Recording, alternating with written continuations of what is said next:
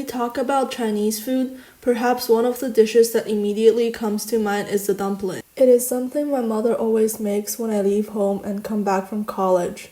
Dumplings have an undeniably long history. Dumplings had been excavated from tombs of the Tang Dynasty, which lasted from 618 to 907 AD. Art pieces from earlier times also provided clear evidence that dumplings had long existed in China. This ceramic chef figurine with a dumpling on the cutting board is from the East Han Dynasty, another 400 years before the Tang Dynasty. One story says that dumplings are shaped after ingots, and as jiaozi referred to currencies used in ancient China, dumplings were then named after them. Another claims that the prominent physician Zhang Zhongjing invented the dumplings, originally to prevent frostbites on the ears, so they were made into the shape of an ear and called jiao'er. Anyhow, dumplings persisted as an important dish in China for many centuries. While recipes for its fillings diversified, its appearance remained consistent across dynasties. Dumplings are a central dish to Chinese celebrations, especially the New Year. Families come together and eat dumplings to celebrate the Chinese New Year, wishing for good fortune and prosperity in the coming year.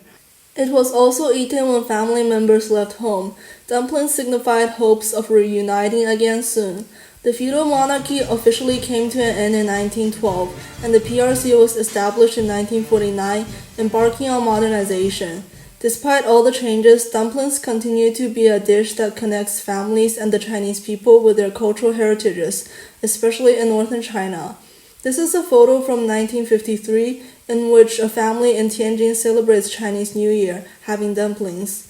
My mother recalls that families used to be less affluent and meat was not as affordable, so dumplings were not a commonplace food, usually only prepared for Chinese New Year, holidays, and special occasions when family members come together. Having dumplings used to have a more ritualistic sense to it since it was considered as luxury food, but its cultural values and its implications for good luck remain the same today. Still, making dumplings continues to be a significant bonding activity for my family, as it is almost like an unwritten rule that everyone in the family is obliged to participate, including those who are normally not involved in preparing meals.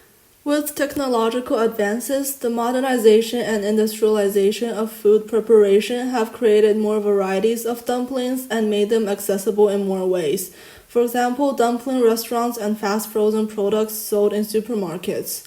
No longer a dish reserved for special family occasions only, restaurants and sellers still use slogans like the taste of home and mother's recipe to advertise their dumplings.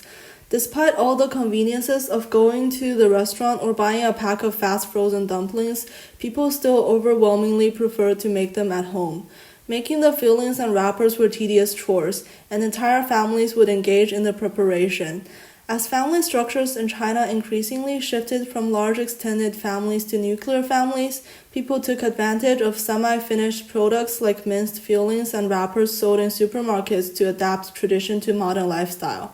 With rapid urbanization, many people left their extended families to work in the cities. This led rise to the Chinese New Year rush, in which China witnesses enormous passenger flows across the country every year as people return home to reunite with family members. Travels had significantly decreased by 46.9% from 2019 due to the pandemic, but the New Year rush in 2021 still totaled 8.7 million departures nationally. There was also a 6% increase in dumpling food delivery orders in southern China as many northerners stayed where they were over the New Year. Although modern lifestyle had changed, Chinese people continue to adapt and incorporate tradition into the new ways of life.